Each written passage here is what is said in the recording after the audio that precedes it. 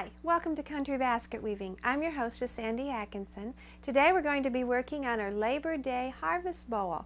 It's a little bit more difficult pattern, but don't let that scare you. We're going to take it in steps, and I know you're going to do really well on it. The material that you're going to need for today's pattern is as follows. You're going to need 5/8 inch flat, cut 7 pieces, 28 inches long. Number 4 round, dyed royal blue, cut 32 pieces, 30 inches long. For the pedestal, you're going to need number 4 round, cut 16 pieces, 20 inches long. You will also need 1/4 inch flat, dyed wine, 1/4 inch flat, dyed royal blue, and 1/4 inch flat, dyed peach. You'll also need number 3 round in natural, number 2 round, dyed wine, and one 11 by 15 inch oval hoop. To get started, first of all, I want you to take the sandpaper and sand your handle. Make it nice and smooth. They come fairly smooth, but just fine tune it.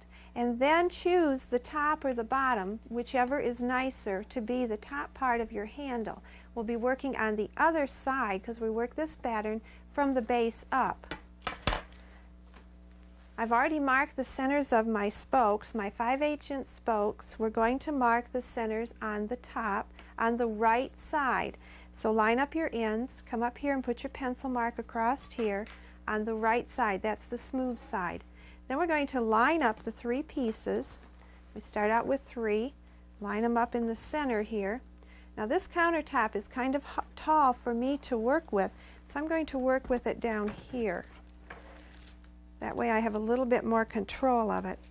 Don't forget we need a piece to start our twining with a crimp on it to break those fibers down.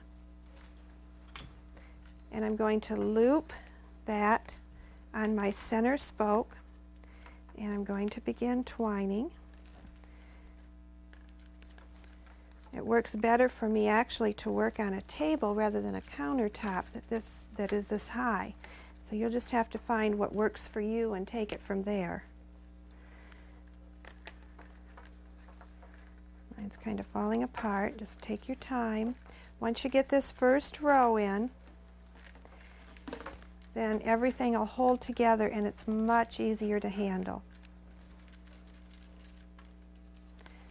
I want to try to keep this circle, this first row, nice and round and everything evenly spaced.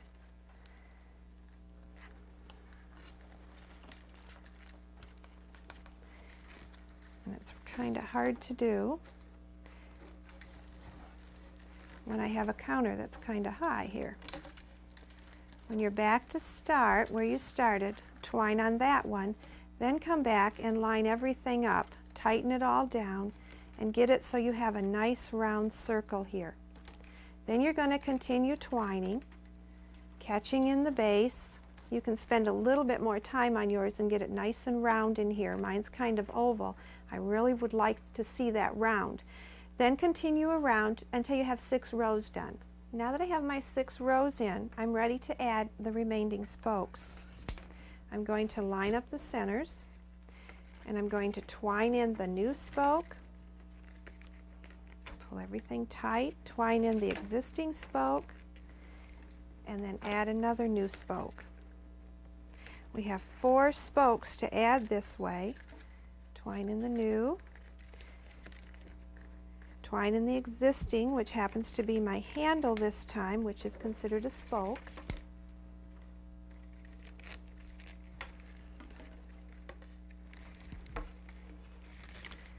And then twine in another new one. And continue this way until you have all 4 of the new spokes added.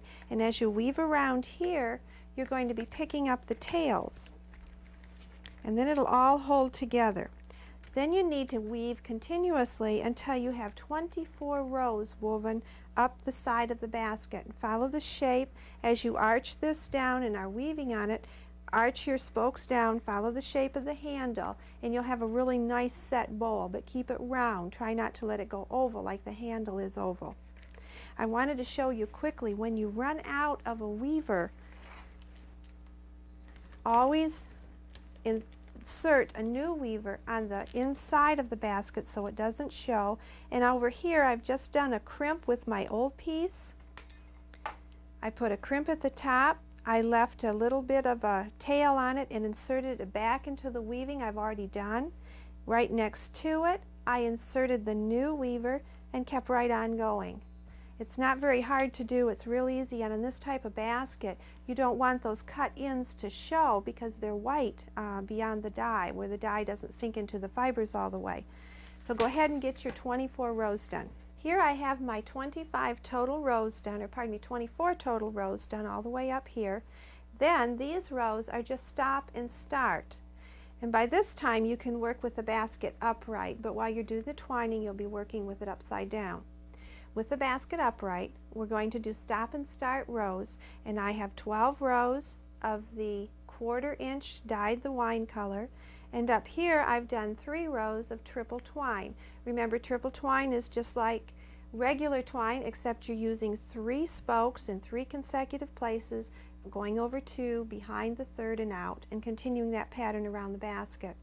Then I've added 2 more rows of the wine, 2 rows of the royal blue, and 2 rows of the peach, and then I've added just regular twine, 3 rows of regular twine out of that number 2 that you've dyed wine, and then 3 rows of the number 3 natural.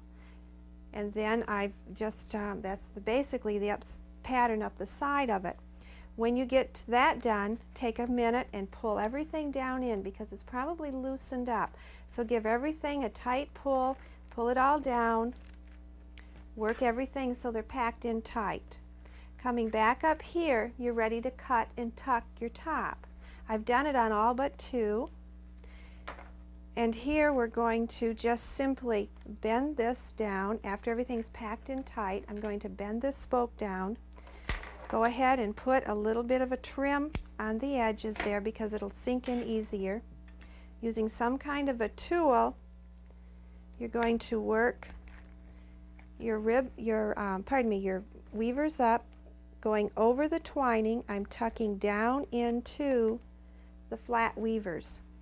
And again, we're going to do this one here. Now this is where I've added some new spokes, so I'm going to go ahead, added new weavers in here. I don't know if you can see that or not, but I'm just going to tuck right over top of them.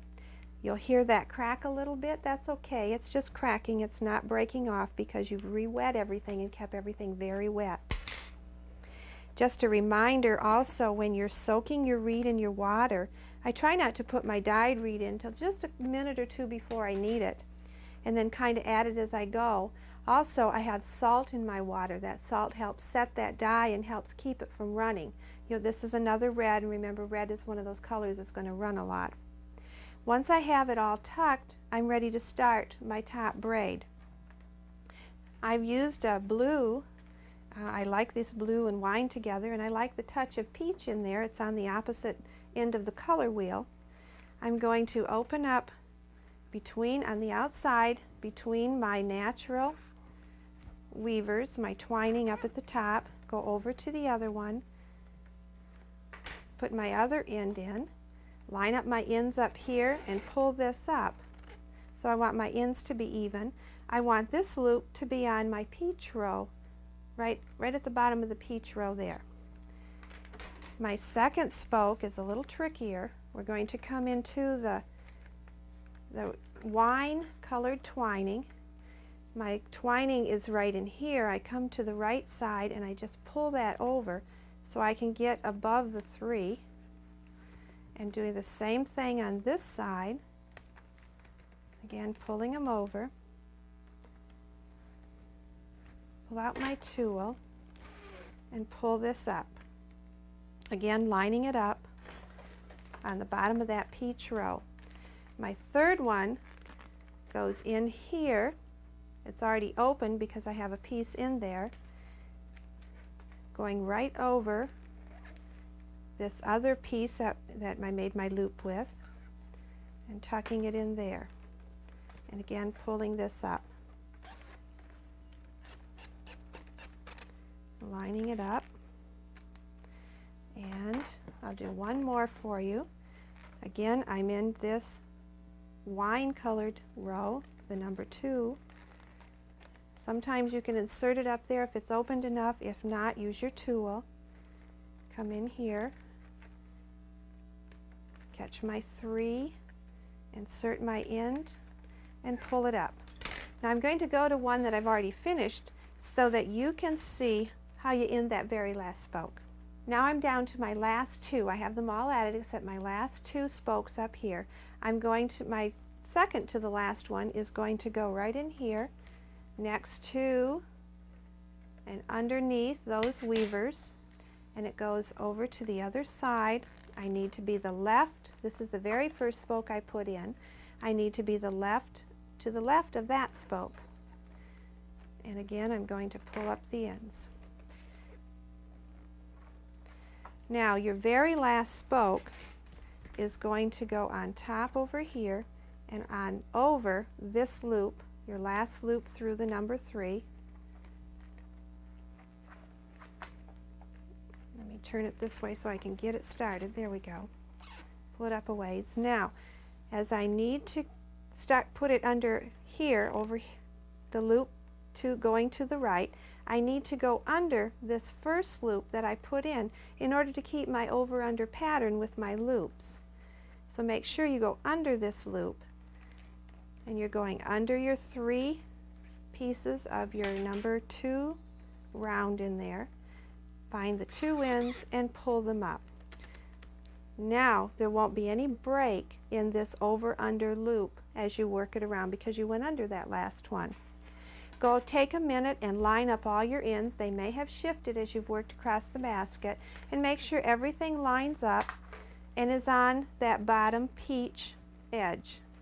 Then we're ready to start. If you need to, re-wet all your spokes. We're ready to start the top braid. This is a very basic 2-step braid. Starting anywhere, I am taking 2 as one. I'm using 2 spokes, and they have now become 1. Behind 2 and out. Behind 2 and out.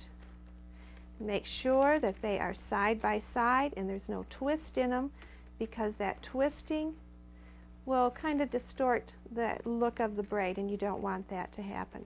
At this point, you're working outside of the handle, always following it around. Okay, I'm going to pull out the next set, and I will be at the end on that one. Now that I've worked my pattern all the way around, I want to show you how to end the last couple. And this is the second to the last, and the very last one comes from behind. You may have to open it up a little bit. This is the first one I put in. This one comes from behind and comes through and back to the outside. Then I take a minute and I make sure that all of these are about the same height. You can see some of these are a little taller over here, so I just need to push them down and get everything about the same height.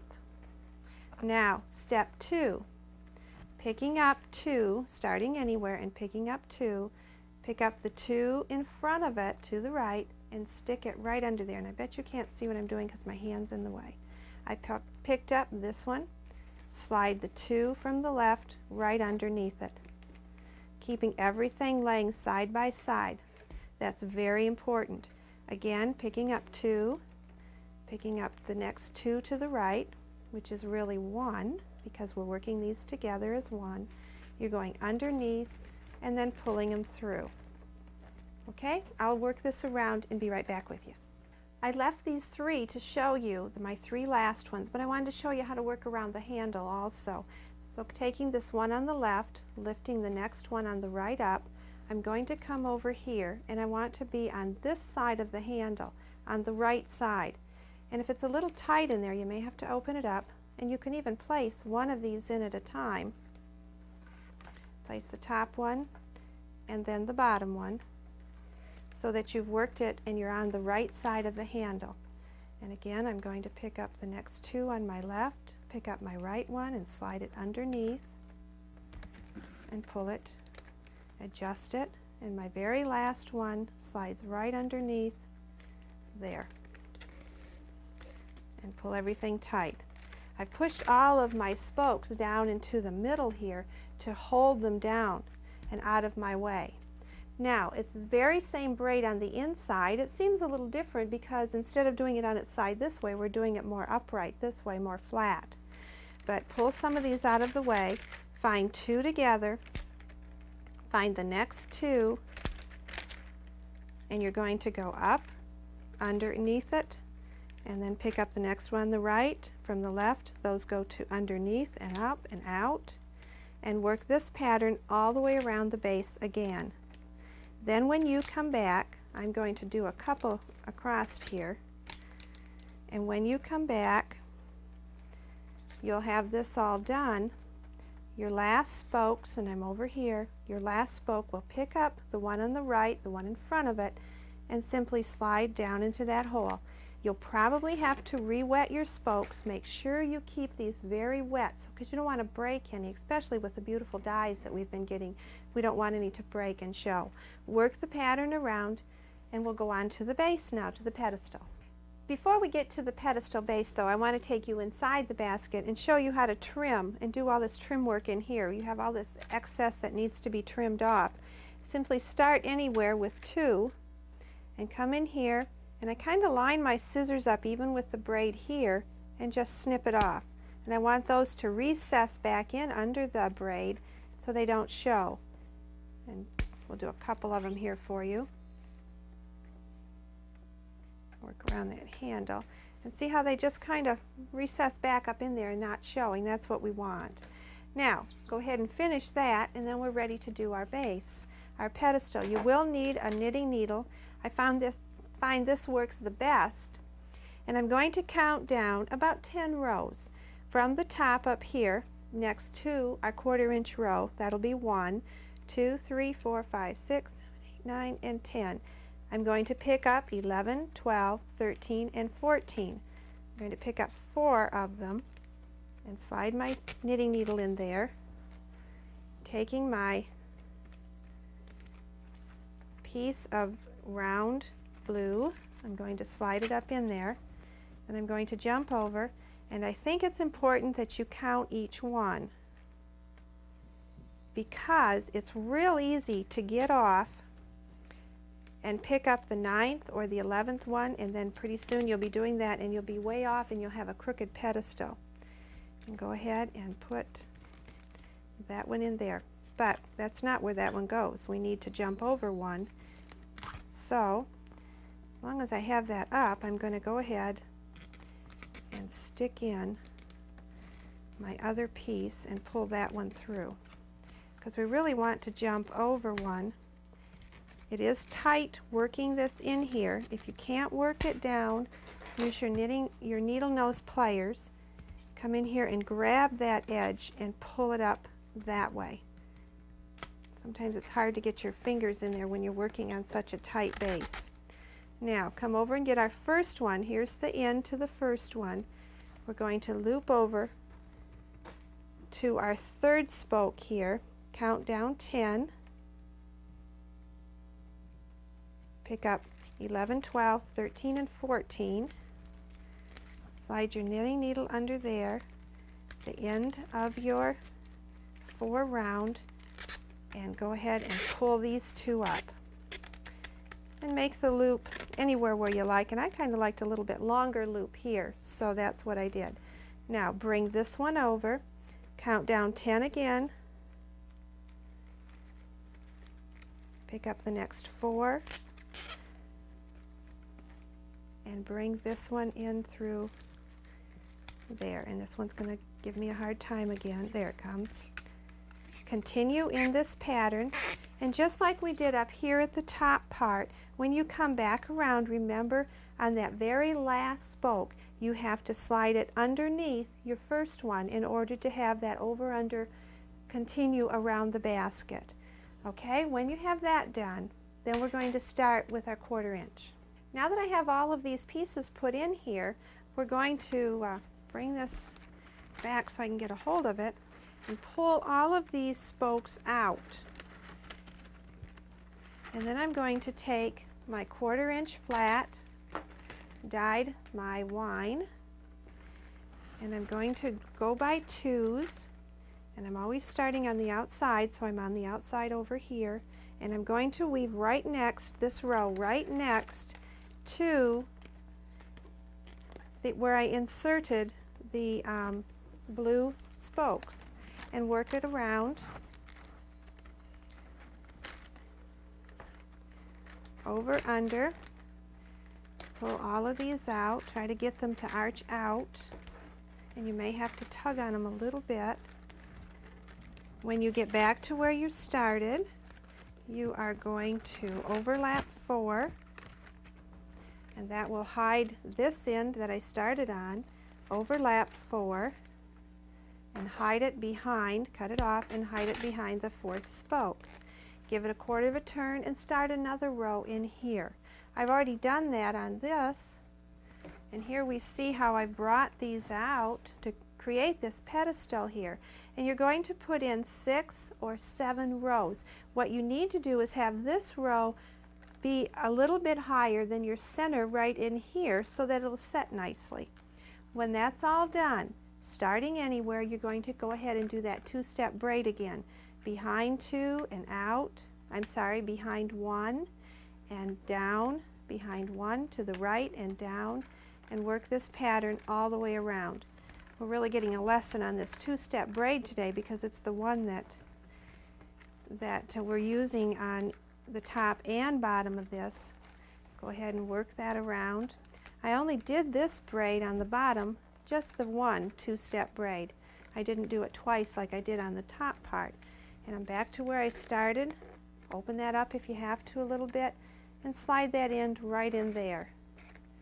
Then the second step is to pick up 2 in front of it and back to the inside. Keep them laying. As you can see here, I'm not laying side by side, so I need to play with this a little bit and make sure it is side by side.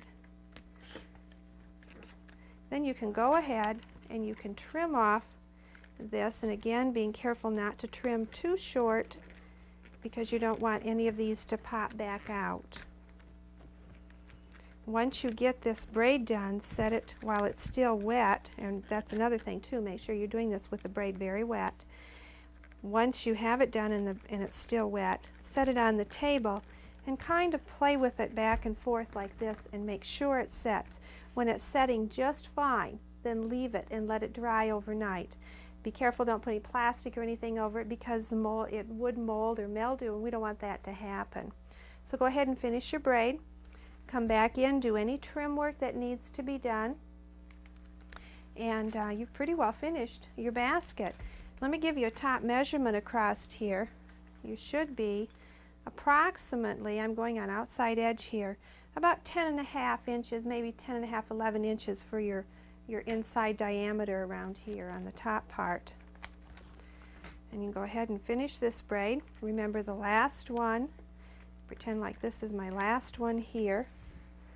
Using a tool if I have to, I'm going to pick up the one in front of it, which I've already done, and insert the 2 pieces in there. And if you have to, because it's tight, go ahead and do one at a time. Finish your trim work, and then you've finished your harvest bowl. And I hope you use it in September when you're gathering your garden and picking things from it. Use your baskets. That's what we make them for, to use them, of course. Next week, we're going to be working on our October month, our holiday month, and it's going to be a pumpkin. And it's not a hard basket to make. It just takes a lot of practice to get the shape on it, and that's what we're going to be stressing next week, is the shape. We have a new braid on our border, a Japanese braid I think you'll enjoy doing, and made a little leaf for it too for the fun of it. We'll talk about this next week, and I'll show you how to do it. You have a wonderful week. Bye-bye.